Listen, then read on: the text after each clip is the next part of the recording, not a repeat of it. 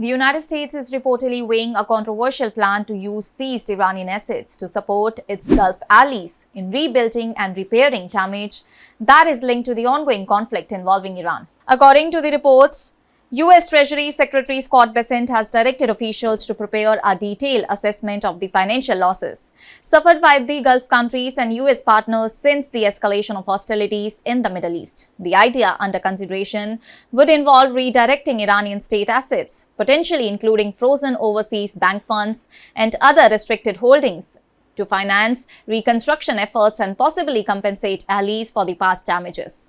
However, officials have not clarified which specific Iranian assets could be targeted. It remains uncertain whether the plan would focus solely on frozen financial reserves held in foreign banks or extend to other forms of state-owned property such as vessels and commercial holdings.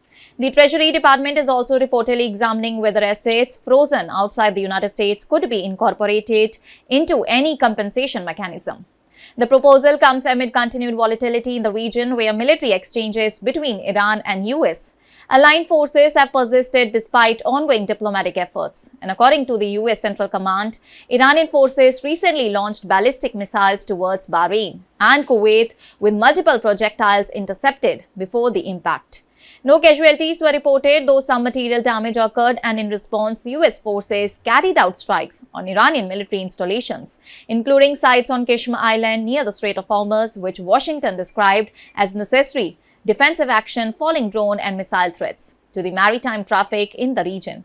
Tehran, in turn, condemned these strikes as violations of a fragile ceasefire network, and despite the escalating tit-for-tat attacks, diplomatic channels remain active. US President Donald Trump has expressed cautious optimism that a resolution could still be reached, even as negotiations continue to stall over key demands including sanctions relief and access to billions of dollars in the frozen Iranian funds held abroad.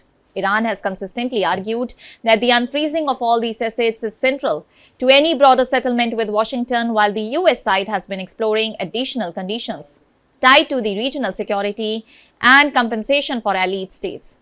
The situation has drawn in multiple regional actors, with Gulf countries hosting US military installations, such as Saudi Arabia, the United Arab Emirates, Kuwait, and Bahrain, reporting varying degrees of damage from the recent strikes. Meanwhile, mediation efforts, including diplomatic outreach involving Pakistan, continue in an attempt to de-escalate tensions and revive stalled negotiations between Washington and Tehran.